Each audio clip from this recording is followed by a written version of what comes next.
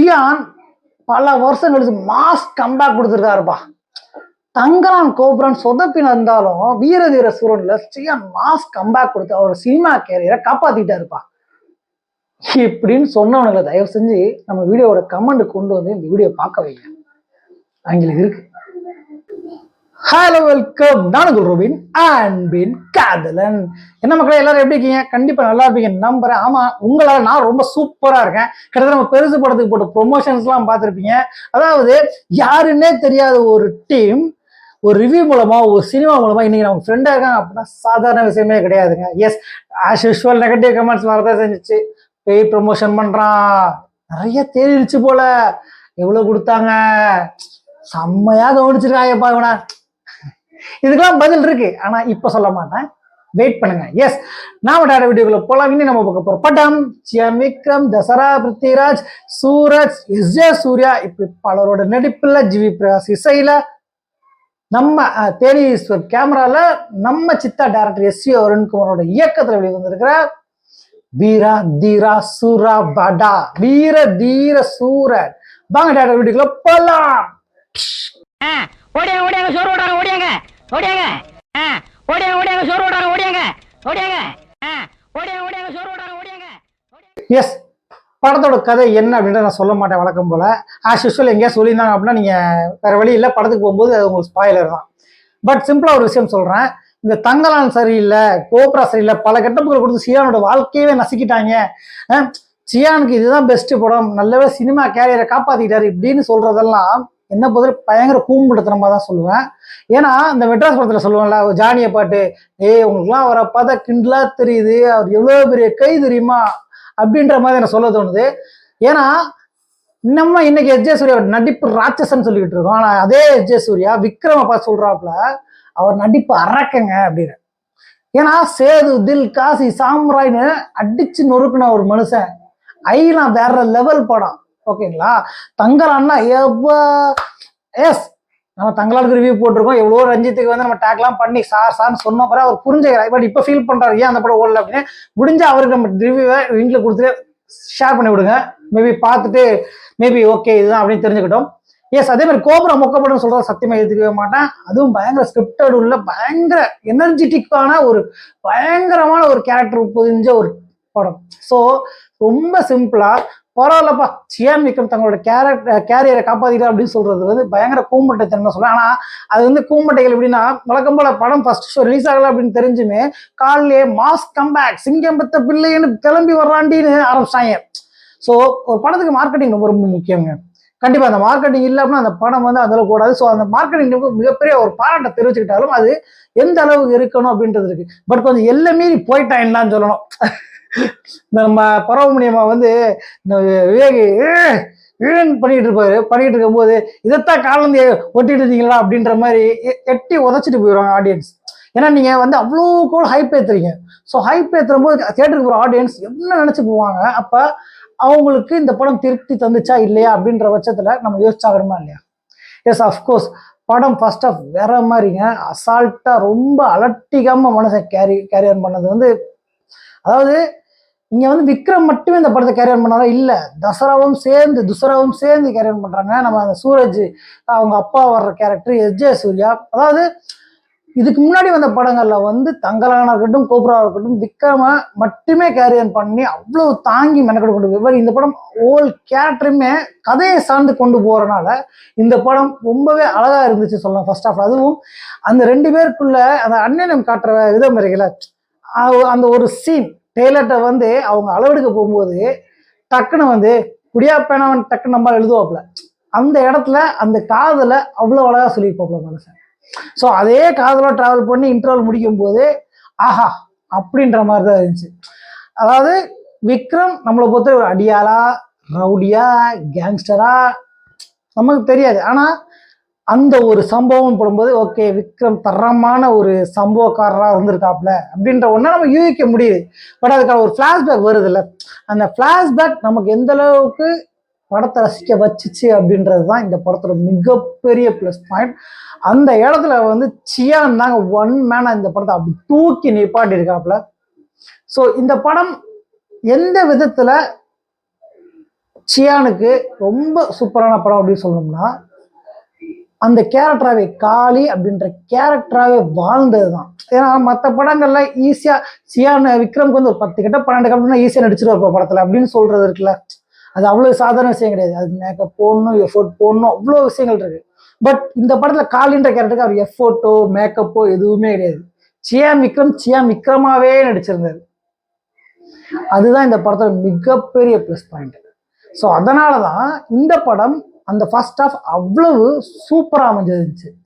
Second half நல்லா இல்லையா அப்படின்னா இல்லைன்னு சொல்ல மாட்டேன். ஆனால் செகண்ட் ஹாஃப்ல ஒரு குறிப்பிட்ட சின்ன போர்ஷன், அதாவது இவங்க 2 பேருக்கு நடுவில் யார் யாரை கொல்ல போறா அப்படின்ற ஒரு மாதிரி ஒரு சிங்கிள் ஷார்ட் சீன் கண்டினியூஸாக ட்ராவல் ஆகி வரும். செம்மையா இருக்கும். அந்த சிங்கிள் ஷார்ட் சீன் ரொம்ப கஷ்டப்பட்டு எடுத்திருக்காங்க. பட் கஷ்டப்பட்டு எடுத்தாலுமே ஆடியன்ஸ்க்கு அந்த அளவுக்கு டக்குன்னு கனெக்ட் ஆச்சா அப்படின்னா இல்லை. ஏன்னா அந்த இடத்துல அவங்க அவ்வளோ ஸ்டன் சீக்வன்ஸ்லையும், அவ்வளோ கேரக்டர் சீக்வன்ஸ்லையும், அவ்வளோ கேமரா ஆங்கிள்லையும், அவ்வளவு சரௌண்டிங் என்விரான்மெண்ட்லையும் மெனக்கட வேண்டி இருந்துச்சு. ஸோ ஆடியன்ஸால இதெல்லாம் கவனிக்க முடியாது. ஆடியன்ஸ் பார்க்குறது யாரை பார்ப்பான்? ஒன்று விக்ரமா பார்ப்பான், இல்லை நம்ம கண்ணன் கேரக்டர் சூரஜை பார்ப்பான், இல்லை எஸ்ஜே சூர்யா பார்ப்போம். ஸோ அந்த ஆங்கிளில் பார்க்கும்போது அந்த ஒன் ஷாட் சிங்கிள் ஷாட் வந்து செம்ம எஃபோர்ட்டு.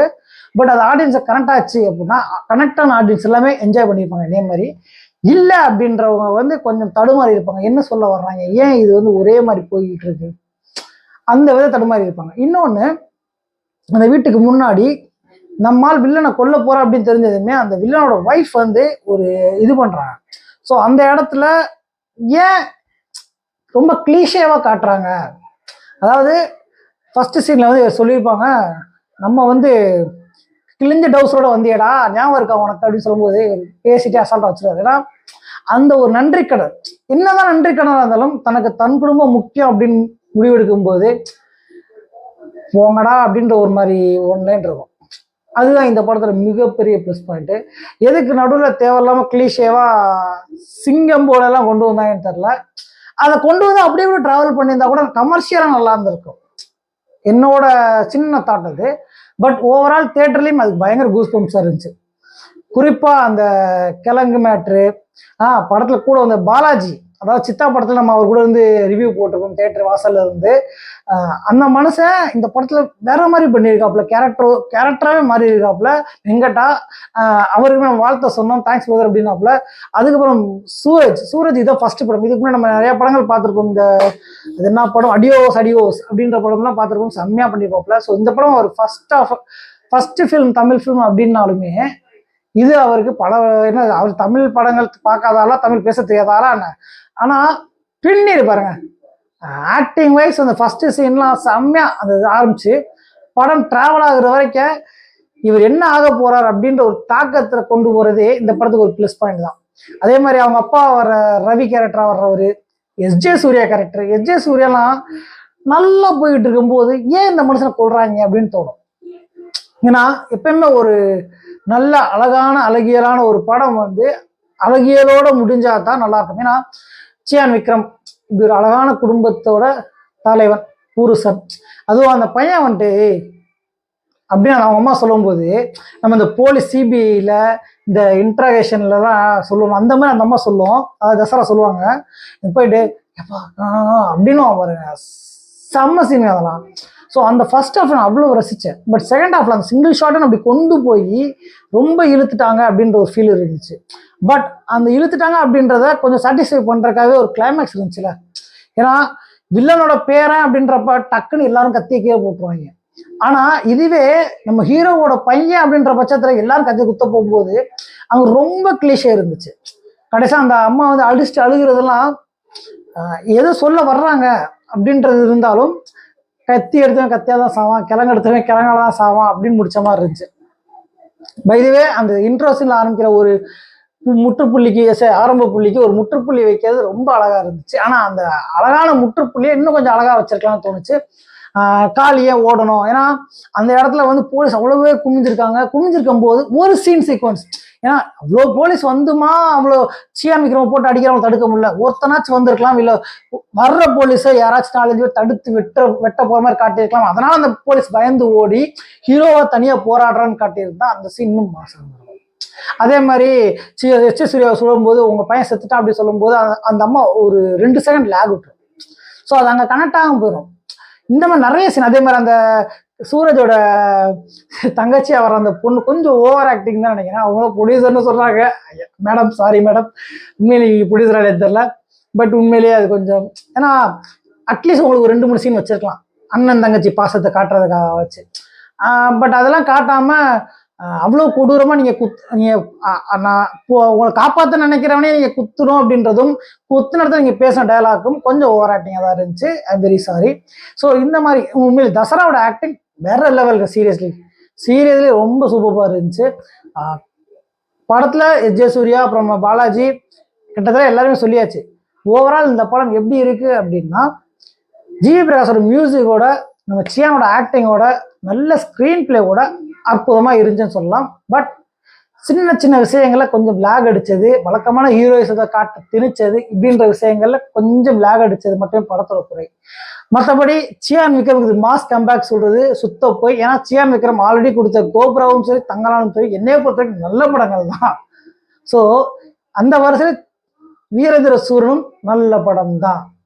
ஸோ இதை கம்பேக்னு சொல்லி என்னமோ இத்தனை வருஷம் சியான் தோல்வி படங்களாக கொடுத்து இன்னைக்கு தான் ஜெயிச்ச மாதிரி காட்டுற ஒரு முட்டாள்தனமான ஒரு போலியான மையே உருவாக்காதீங்க. அதுவும் குறிப்பா அந்த படத்துல பிஆர்ஓ டீமா யாருன்னு தெரியல, ஃபேக் அடியில் அவ்வளோ போஸ்ட் அவ்வளோ வீடியோஸ் வருது, பண்ணாதீங்க பா, அவ்வளோதான் சொல்லுவேன்.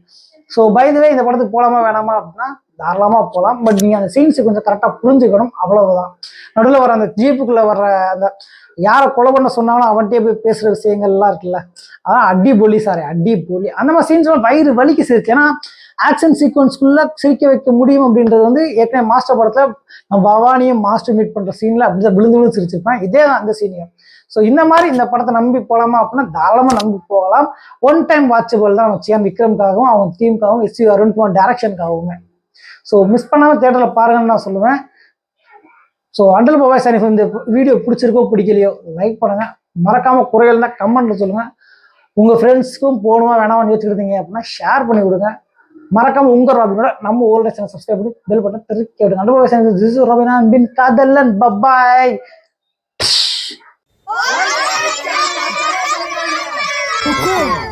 टाइगर का हुक्म।